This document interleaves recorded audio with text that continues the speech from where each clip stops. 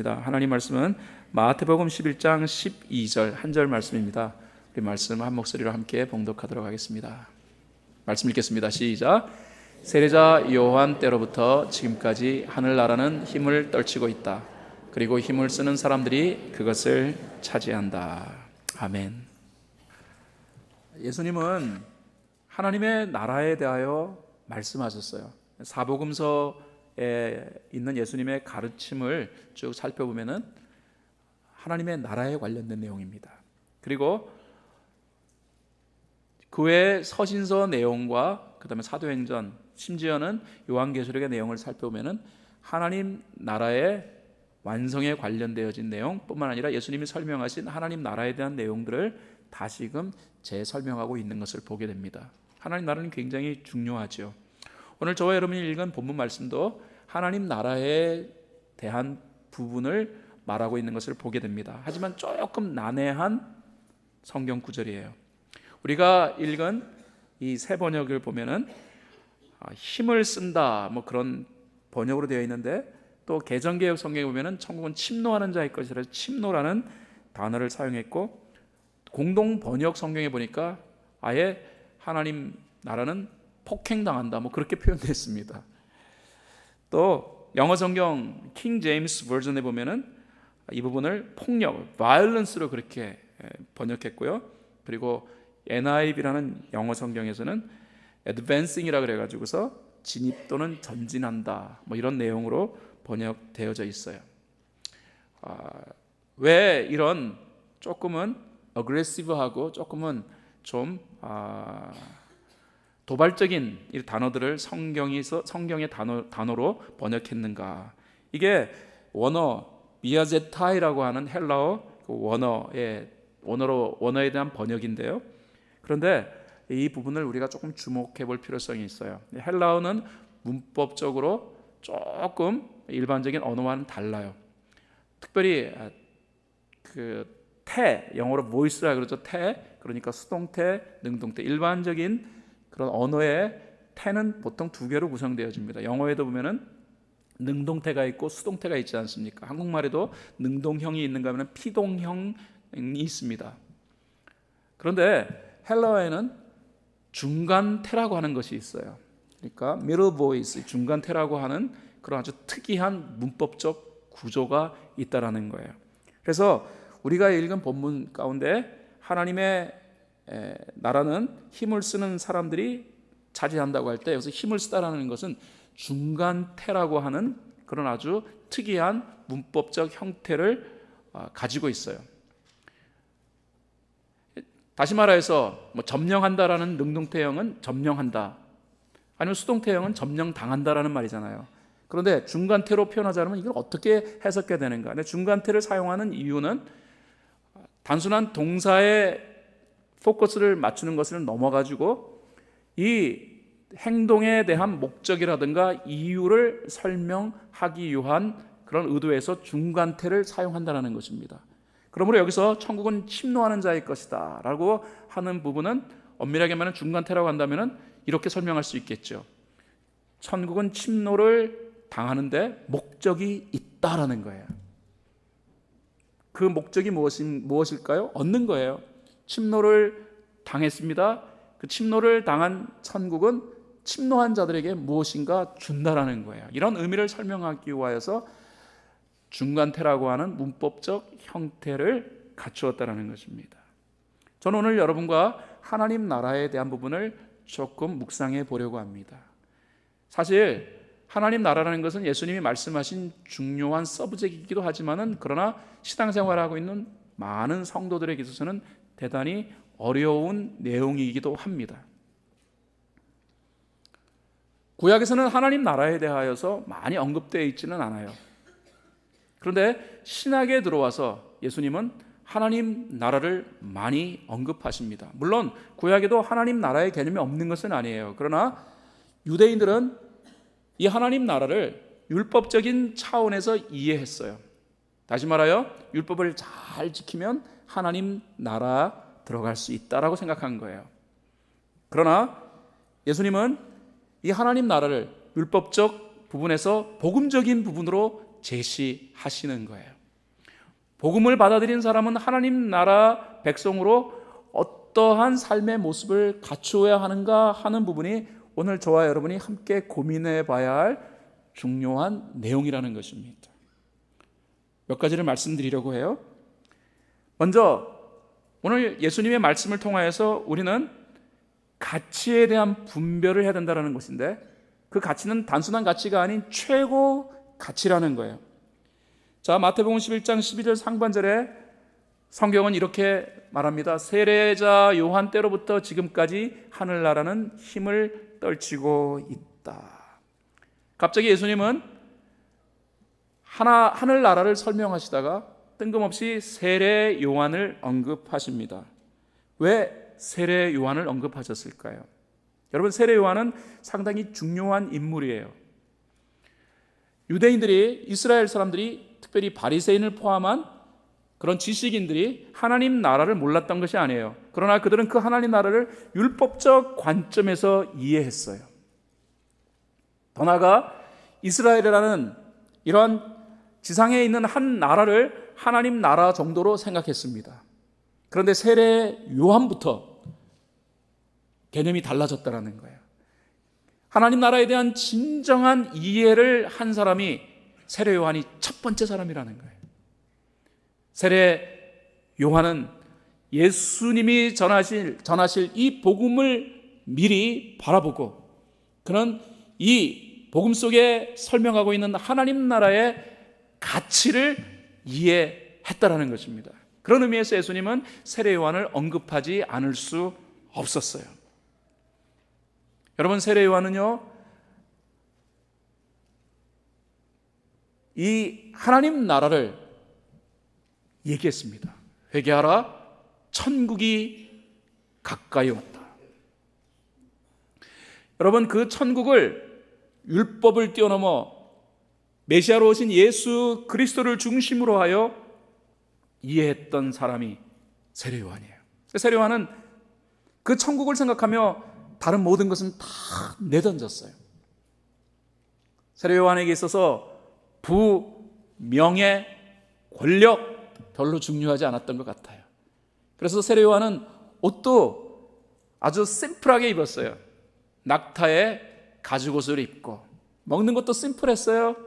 메뚜기 그리고 와일드 허니, 석청을 먹고, 그는 외쳤습니다. 회개하십시오. 천국이 가까이 왔습니다. 그 천국의 중심의 예수 그리스도를 세례 요한은 통찰로 바라본 거예요. 예수님이 어느 날 자신을 향하여 찾아오시는 그 모습 속에서 세례 요한은 이렇게 예수님을 향하여 고백합니다. 보십시오. 세상 죄를 지고 가는 하나님의 어린 양입니다. 그리고 그 예수님에 대하여 그는 이렇게 표현했습니다. 나는 그의 신들매를 풀기에도 감당치 못하겠습니다. 예수님은 흥하여야겠고 나는 쇠어야 합니다. 그 세례 요한은 복음 속에서 하나님 나라의 실체를 활짝 여신 예수 그리스도를 바라보고 펼쳐질 하나님 나라, 하늘나라의 무한한 영광과 가치를 그는 한눈으로 바라봤던 거예요. 그랬더니 다른 모든 거 다 내려놓을 수 있었어요. 그리고 오로지 하나님 나라의 모든 것을 거는 모습을 보여주었다는 것입니다. 여러분, 중요한 말씀을 드립니다. 사람은 말이에요, 진정으로 가치를 발견하면요, 누가 시키지도 않았음에도 불구하고 그것에 가치, 그 가치에 목숨을 걸어요.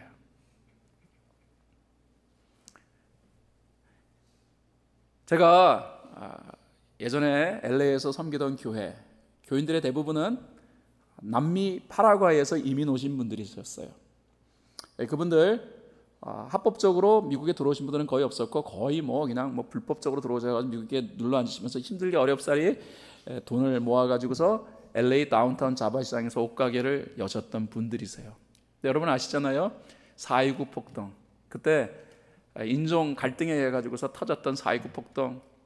그래서 우리 한인타운이 쑥대밭이 됐다는 거 여러분 아시잖아요. 정말 그때 LA 한인타운이 완전 쑥대밭이 됐어요. 자칫 잘못하면 목숨도 잃어버릴 수 있는 그런 뭐 거의 치안 부재 상태. 사람들은 그래서 다 집 밖에 나오지 않았습니다. 근데 그때 제가 섬기던 교회 교인들은요, 대부분 그 LA 다운타운 자바시장에서 사업을 하시던 분들이신데 집에 계셨던 게 아니었어요. 전화를 해보니까요, 사업장에 계시는 거예요.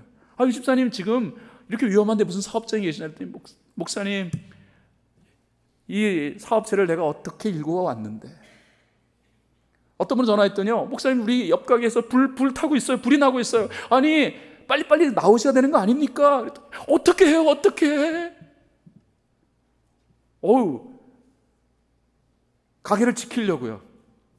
뭐 다 열심히 있었어요. 여러분, 목숨이 위협받을 수도 있고 잘못하면 큰일 날 수도 있는 상황인데도 불구하고 힘들게 돈을 모아가지고 세워놓은 그 비즈니스를 지키기 위하여 목숨을 거시는 교회 성도님들, 그분들이 정말로 평상시에 보면은 정말 아주 강심장을 가진 그런 아이언 헐트를 가진 이런 분들이 아니었어요. 그냥 평범한 분들이었어요. 그런데 자신들에게 그 사업체 비즈니스는 굉장히 중요하니까 절대적 가치를 가진 것을 거의 여기니까요, 그 지키시느라고요, 위험한 그 상황 속에서도 비즈니스에 남아 계시더라고요. 여러분, 우리는 누가 시키지 않았음에도 불구하고요, 가치 있는 것에 목숨을 걸게 되어 있다니까요. 예수님이 하시는 말씀의 핵심적 내용이 뭡니까? 하나님 나라가 가장 가치 있는 것이다.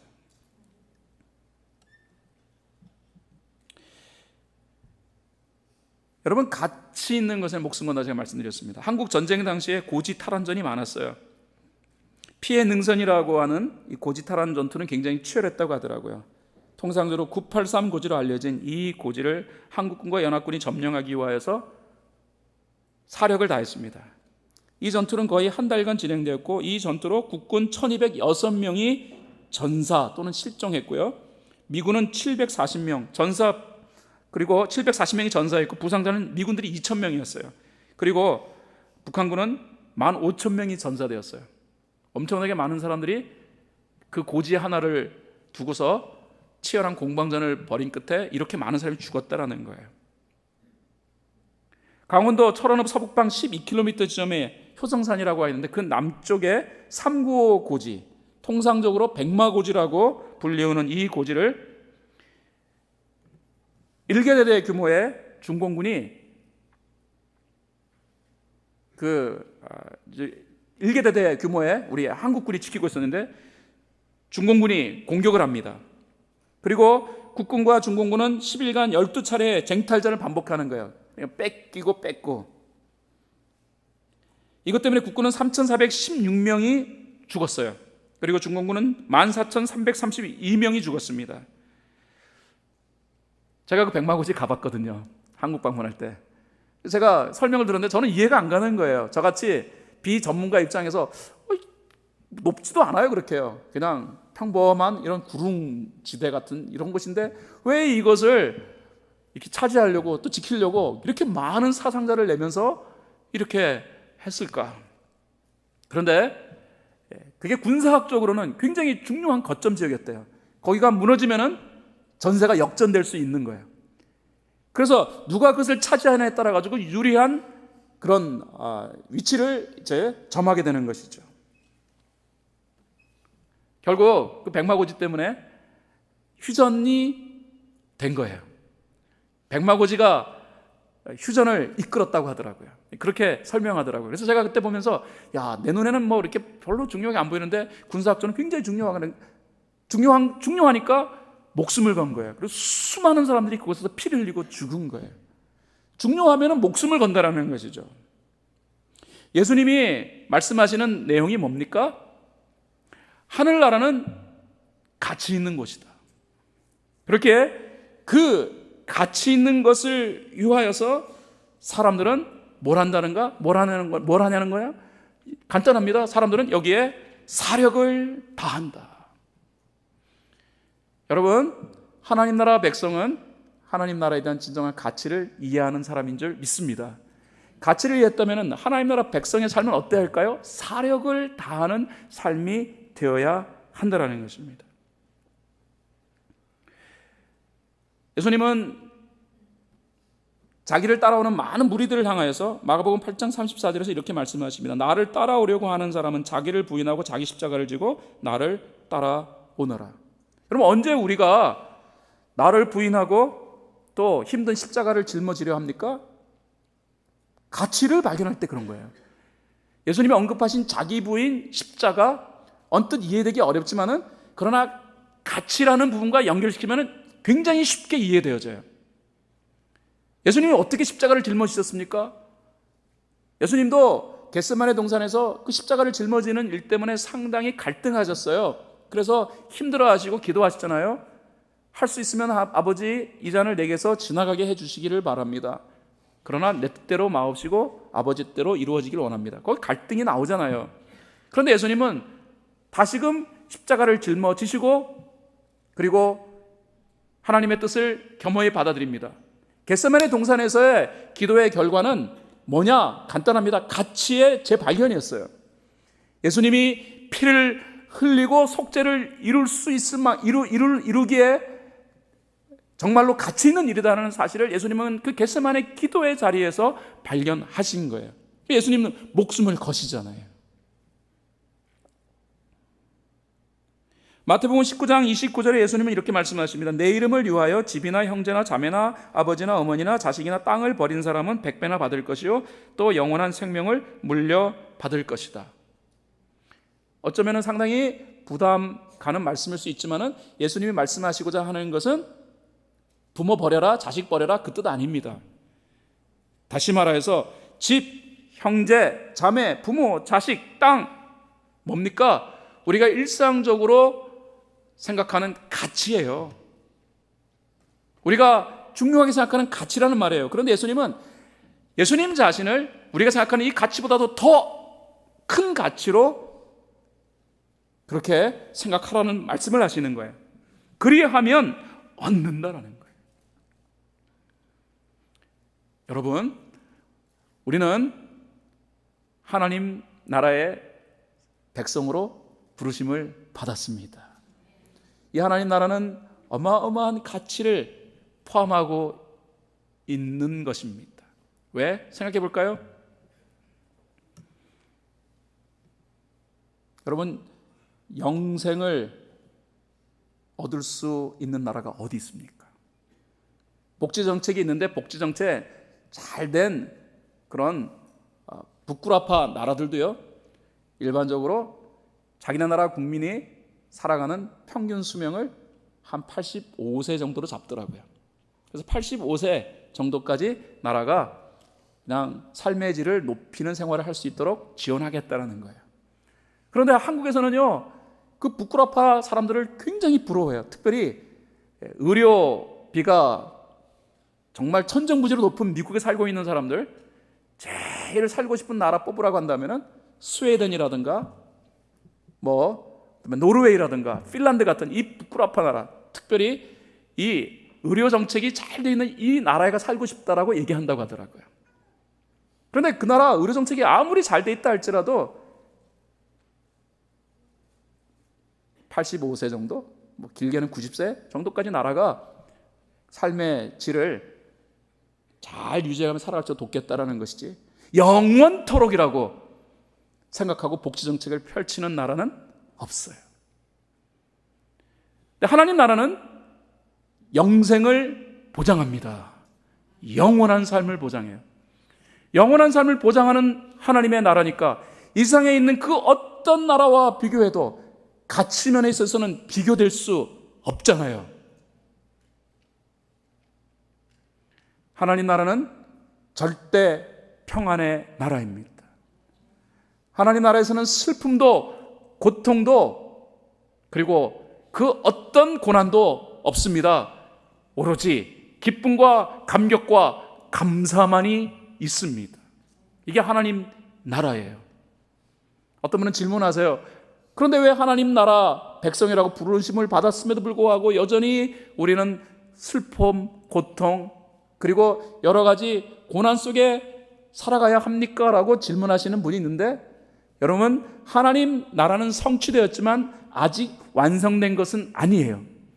주님이 이 땅에 다시 재림하시는 날 하나님 나라는 완벽하게 완성되어질 것입니다. 그러나 그 완성에 앞서서 우리는 하늘나라의 시민권을 부여받은 거예요. 할렐루야. 이게 하나님 나라예요. 세상이 줄 수 없는 절대적 가치를 우리에게 제시하는 하나님 나라. 그런데 그 하나님 나라 백성이 되었다는 말은 엄밀하게 말하면 가치를 이해했다는 의미가 되는 거잖아요. 그럼에도 불구하고 하나님 나라 백성들은 대체적으로 소극적으로 살아갑니다. 예전에 목사님들이 목회하면서 성도들로부터의 반응 가운데 제일 힘든 반응이 무엇이냐라는 질문 앞에 목회자의 90%는 성도들이 이런 반응을 보일 때 힘들더라. 그게 뭔 줄 아십니까? 저는 공감이 가는 내용이에요. 뭔 줄 아십니까? 못합니다. 두 번째, 기도하겠습니다. 세 번째, 지금은 아니고요, 형편 좋아지면 나중에요. 세 가지가 하나님의 말씀을 전하는 목회자들에게 있어서 받아들이기 힘든 반응이라는 거예요. 여러분, 제가 여러분에게 전하는 말씀이 특별한 사람만이 실행할 수 있는 말씀을 전하는 것이 아니에요. 예수님은요, 요한에 대하여 이렇게 말씀하셨습니다. 세례 요한은 여자가 낳은 자 중에 가장 큰 자다. 그러나 천국에서는 지극히 작은 자도 요한보다 크다. 굉장히 난해한 말씀을 하셨어요. 무슨 뜻일까요? 이 땅에서 요한은 위대한 인물이지만 천국에서는 그냥 지극히 낮은 자도 요한보다 크다. 요한을 폄하하려는 의도로 하신 말씀이 아닙니다. 이 내용은요, 요한이 보이고 있는 이 하늘 나라에 대하여서 보이고 있는 이 모습이 바로 천국 백성의 보편적 모습이라는 사실을 설명하시기 위하여 예수님이 이 말씀을 하신 거예요. 그러므로 요한이 보인 모습이 천국 백성이 된 저와 여러분의 모습이 되어야 하는 거예요.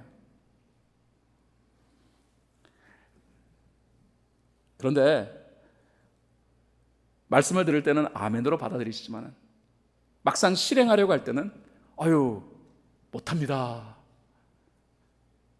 아니면은 지금은 아니에요. 나중에 형편 좋아지면 할게요. 어떤 분은 기도하겠습니다. 여러분, 기도하겠다는 말은 참 좋은 말 같지만은 요즘에는 기도하겠다는 말은 일종의 거절의 완곡한 표현이에요. 아니, 제가 지금 힘든 얘기 전하는 거 아니에요. 하늘나라의 백성들이 지켜야 할 보편적 원리를 제시하는 거예요.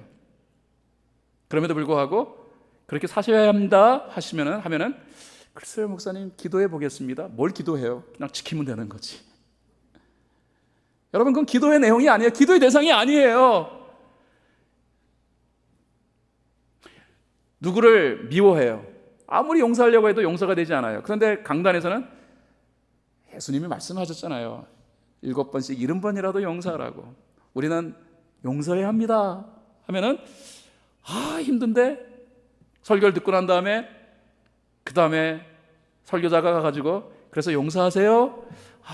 힘든데 목사님 제가 기도해 보고요 라고 말하시면 안 돼요. 그거는 보편적 원리예요. 하셔야 해요.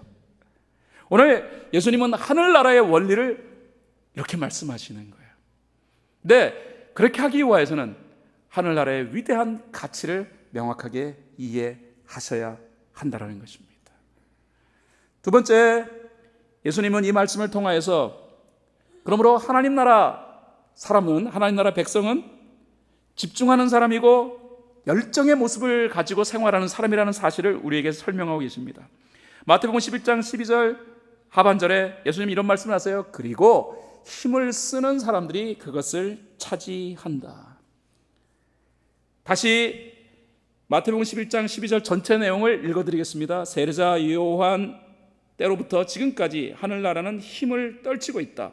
그리고 힘을 쓰는 사람들이 그것을 차지한다. 여기서 단어 하나하나가 다 중요합니다. 헬라어 문법상 접속사는요, 중요한 결론을 유추시킬 때 사용되어집니다. 하나님 나라는 가치 있는 것이다. 하나님 나라는 위대한 것이다. 그렇기에 여기서 그리고라는 말은 이렇게 이해하시면 돼요. 반드시 하나님 나라는 그 하나님 나라를 위하여 열정을 표출하는 사람들이 하나님 나라의 복을 얻는다. 여기 차지한다라는 말을 헬라어 원어를 살펴보니까 헤르파 주신 아우텐이라는 헬라어로 되어 있더라고요. 이 말은 이런 뜻이에요. 맹수나 군인들이 무엇을 얻기 위해 최선을 다하여 움켜잡는 모습이에요. 여러분, 사자가 한번 탁 움켜쥐면은 사자는 안 놓는다고 하더라고요. 그것이 입에 들어갈 때까지 안 놔요. 이게 사자예요. 그래서 맹수가 무서운 거예요. 맹수한테 걸리면은 먹혀야 해요. 그래서 맹수가 무서운 거예요. 여기서 차지한다, 사자가 먹잇감을 낚아챈 것을 표현하는 것이라고 생각하시면 돼요. 그거 빼앗으려고 다른 맹수가 달려들으면은 죽기까지 싸워요. 이게 바로 차지하다라는 뜻이에요.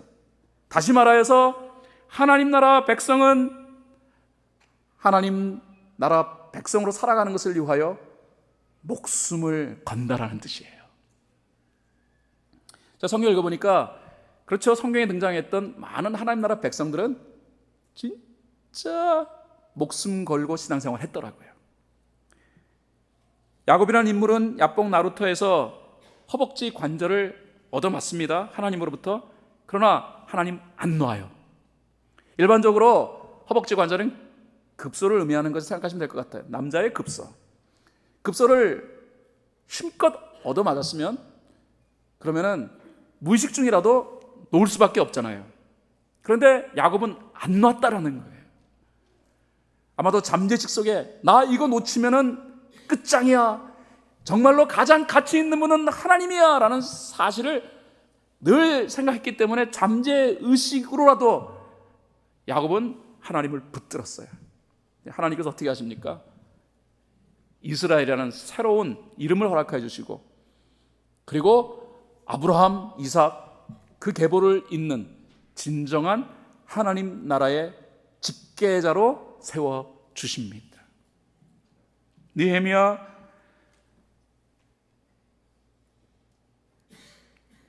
자신이 몸부림친다고 이루어낼 수 있는 것은 아무것도 없었던 나라 일은 백성에 불과했어요.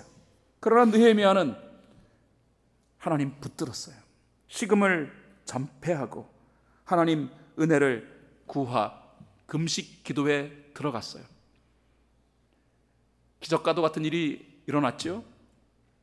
성벽 재건을 완료했어요. 여자 에스더, 여러분 에스더가 이런 고백을 합니다. 죽으면 죽으리라. 목숨 걸겠다라는 거예요. 하나님께 목숨 걸겠다라는 게 은혜를 구하는 일에 목숨 걸겠다라는 거예요. 그랬더니 기적이 이루어졌고 민족이 완전 말살당할 수밖에 없는 상황 속에서 민족 구원의 역사를 만들어요. 히스기야 왕 이미 하나님의 선고에 의하면은 이런 치료 불가 판정을 받은 거예요. 살 수 없어요. 죽는 것이 당연한 거예요. 그런데 히스기야가 목숨을 걸고 하나님을 붙들어요. 그랬더니 하나님께서 뜻을 돌이키시고 회복을 주셔요. 여러분, 예수님은 겟세마네 동산에서 혈관이 터지는 기도를 하나님께 드렸어요. 예수님을 포함한 모든 하나님 나라의 백성들은 적어도 신앙생활을 이루어가는 데 있어서 사력을 다했어요. 그들이 누린 복은 그 사력의 결과예요. 그런 의미에서 하나님 나라는 침노하는 자의 것이다라고 하는 그 침노의 내용이 중간태라고 말씀드린 것이 다시금 우리에게 의미가 새로울 수밖에 없어요. 중간태를 사용하는 중요한 이유는 결과나 목적이나 원인을 설명하기 위함이다. 다시 말하여 하나님 나라 백성은 얻는다라는 거예요. 얻는다. 아무것도 얻지 못하면 하나님 나라 백성의 의미가 없죠. 얻는다. 그러나 세상이 줄 수 없는 것을 얻는다라는 거예요. 다시 말하여 영생도 얻고 평안도 얻고 감격도 얻고 은혜도 얻고 자비도 얻고 긍휼도 얻는, 이 세상이 절대로 줄 수 없는 최고의 가치를 얻는 존재가 하나님 나라 백성이라는 것입니다. 그 하나님 나라 백성이 그 위대함을 얻을 수 있는 방법을 아주 심플하게 성경에 표현하고 있는데, 사력을 다하라는 거예요.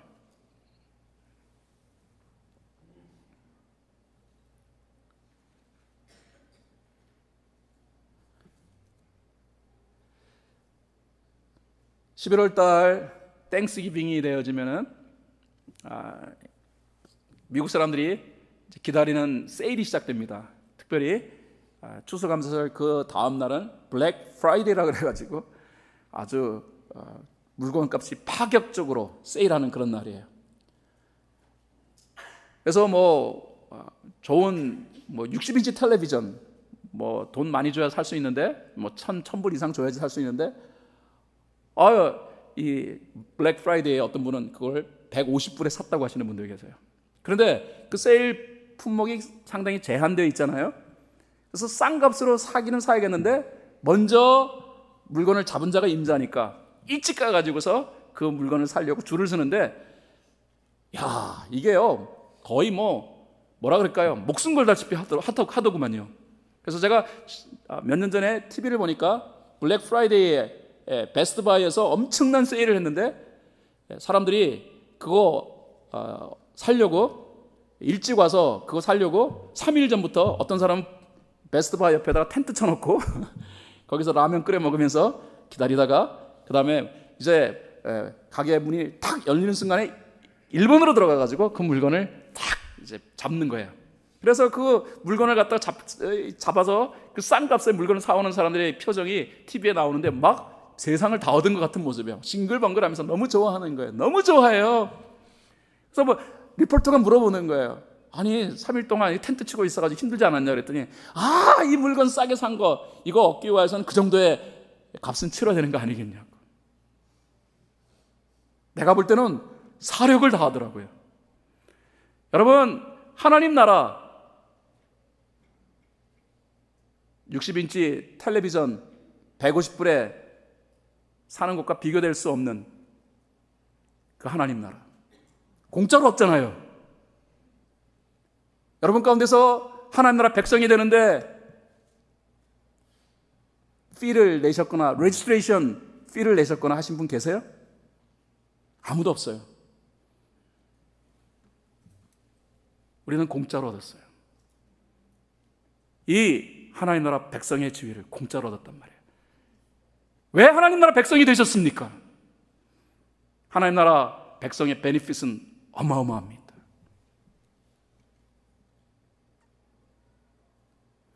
어떤 분이 저한테 질문하세요. 목사님 시민권자시죠? 네. 저는 영주권자인데요. 목사님, 제가 시민권을 따야 되는지 고민하고 있어요. 그래서 목사님, 제가 시민권을 따야 할 10가지 이유만 말씀해 주세요. 그래서 제가 생각을 해봤죠.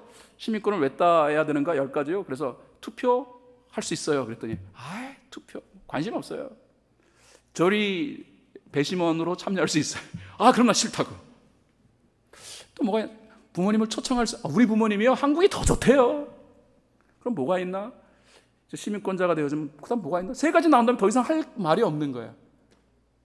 별 베니핏이 없는 것 같아요. 그래서 제가 머뭇거리니까 그럼 제가 시민권 굳이 딸 필요 없겠네, 영주권으로 그냥 있을래요? 하고 하시더라고요. 그렇다면은 하나님 나라 백성이 되어지면 어떤 베니핏이 있나요? 아십니까? 하나님 나라 백성으로 얻게 되어지는 베니핏. 그래서 제가 성경을 보면서 하나님 나라 백성으로 얻게 되어지는 베니핏, 저보고 10,000가지 이상 되라 하면 될 수 있을 만큼 성경 속에 하나님 나라 백성의 베니핏이 무한대로 담겨져 있더라고요. 세상이 줄 수 없는 것은 하나님 나라 백성으로 다 얻을 수 있어요. 그럼에도 불구하고 하나님 나라 백성으로 살아가는 것을 물에 물 탄 듯 술에 술 탄 듯 아무 열정 없이 믿음의 삶을 이루어가는 것이 정상일까요? 어떤 분이 제게 질문하십니다. 목사님, 신앙생활과 교회생활을 어떻게 연결지을 수 있을까요? 모르셨나요? 신앙생활이 곧 교회생활이라니까요. 아니 목사님, 어떻게 신앙생활이 교회생활인가요? 내가 그 질문을 받고요, 상당히 고민스러웠습니다. 야, 저분이 교회를 다니신 지가 표현에 의하면은 모태신앙부터 해가지고 교회를 생활을 하셨다 그러니까 뭐 일생 교회 다니셨는데, 그런데 교회 생활이 신앙생활이라는 이 부분에 관해서는 이 생각이 정리되지 않고 있다는 이 사실에 상당히 저도 곤혹스러웠어요. 사랑하는 여러분, 예수님은 하나님 나라를 선포하시면서 공생애를 시작하셨습니다. 예수님이 하나님 나라를 선포하시기 전에 세례 요한은 하나님 나라를 먼저 언급했어요. 세상 죄를 지고 가는 하나님의 어린 양을 지목하며 회개하라, 천국이 가까웠다로 얘기해요. 그리고 예수님은 복음을 통하여 하나님 나라를 선포하셨어요. 가르치셨습니다. 하나님 나라는 이와 같다. 하나님 나라, 하나님 나라, 하나님 나라. 예수님의 모든 가르침은 하나님 나라에 관련된 것이었어요. 그리고 난 다음에 예수님은 베드로에게 어느 날 질문을 하십니다. 베드로야, 세상 사람들이 나를 뭐라고 하던? 사람들이 말하기를 너는 엘리야라고 하고 너는 선지자라고 하고 이렇게 얘기를 합니다. 그렇다면 너는 나를 누구라고 생각하느냐? 아유, 주님은요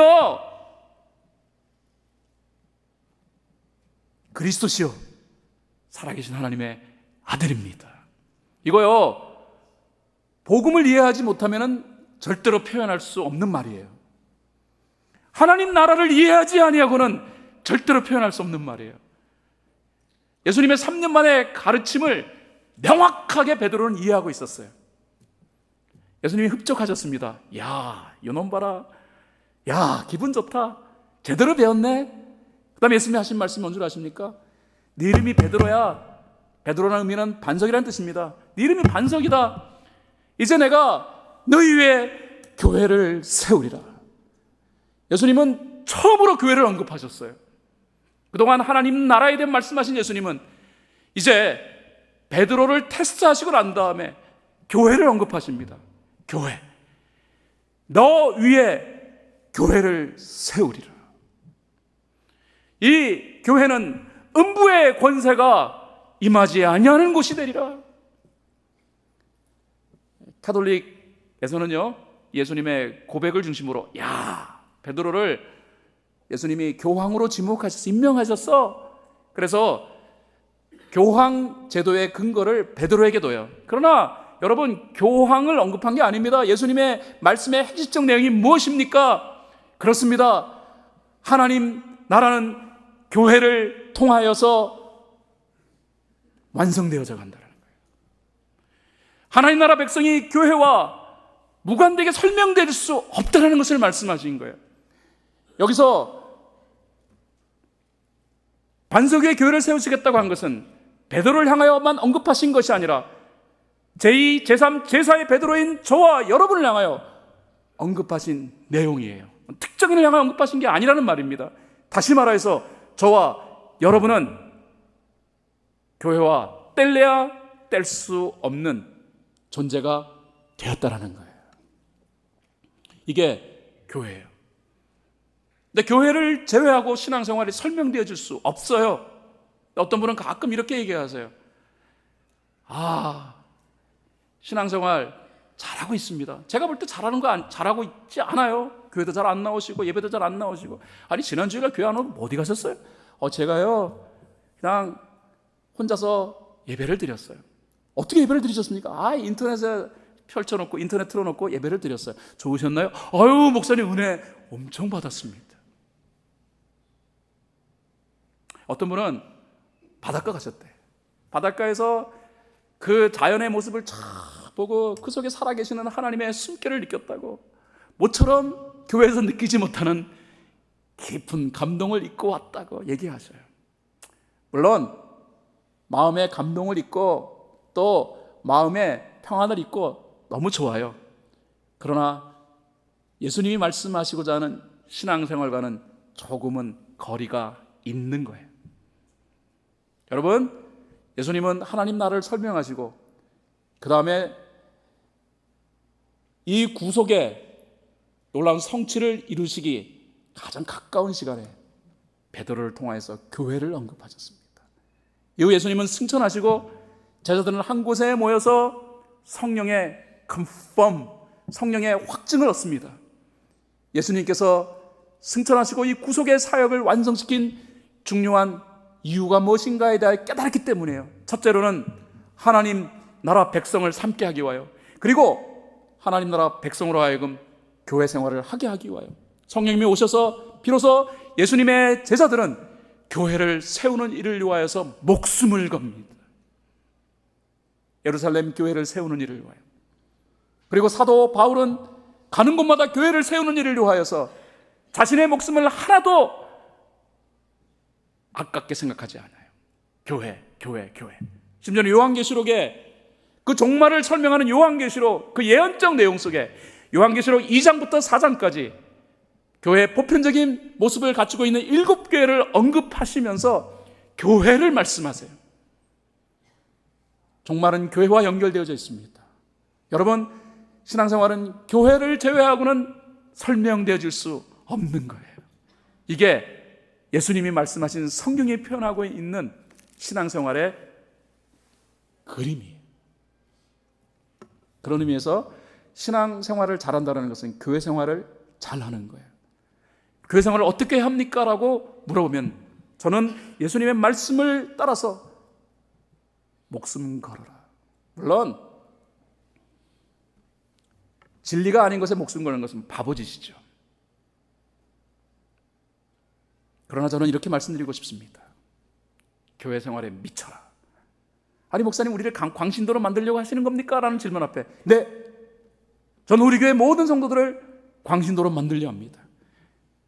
진리가 아닌 것에 광신도가 되어지면 문제가 되는 것이지만, 그러나 절대적 가치를 이해한 사람은 어느 누구나 미치게 되어 있어요.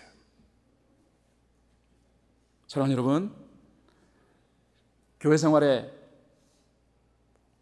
아주 분명한 생활 방식은 목숨 거는 것입니다. 중요한 결론을 지으려 합니다. 저는 이 결론의 키워드를 차이라고 말씀드리고 싶어요. 하늘의 단비를 맞은 땅과 그렇지 않은 땅 차이가 있죠. 올 여름에는 올해는요 모든 과일들이 다 맛있을 거예요. 온 곳에 그냥 봄나물들이 가득해요. 우리 교회 근처에도 유채꽃이 쫙 피어 있어요. 왜 그렇습니까? 올해는 유난히 비를 많이 대지가 받아들였어요. 저희 집에 오렌지 나무가 많은데 오렌지가 막 너무 맛있어요. 왜 이렇게 오렌지가 맛있을까? 올해는 단비를 그 오렌지 나무가 많이 받았어요. 저희 집에 아보카도 정말 맛있게 열려요. 왜 그럴까? 올해는 유난히 단비를 저희 집에 있는 과실나무들이 많이 받아들였어요. 마찬가지입니다. 은혜를 받으려면 은혜의 소낙비가 떨어지는 곳으로 나와야 하잖아요. 소낙비를 갈망하면서도 하늘문이 열리고 비가 쏟아지는데 집 안에만 머물러 있다고 한다면 우리가 비에 젖을 수 없는 거예요. 다시 말씀드립니다. 미친 듯이 목숨 걸고 교회 생활을 한 사람과 그렇지 않은 사람은 반드시 차이가 있다. 예배를 드리시되 미친 듯이 드리십시오. 기도를 할 때 미친 듯이 기도하십시오. 찬양을 할 때 미친 듯이 찬양하십시오. 목사님, 이거 너무 우리가 광신적으로 하는 거 아닙니까? 괜찮습니다. 성경은 하나님 나라 백성은 미친 듯이 하나님 나라 백성의 삶을 살아가야 한다는 사실을 우리에게 설명하고 있기 때문이에요.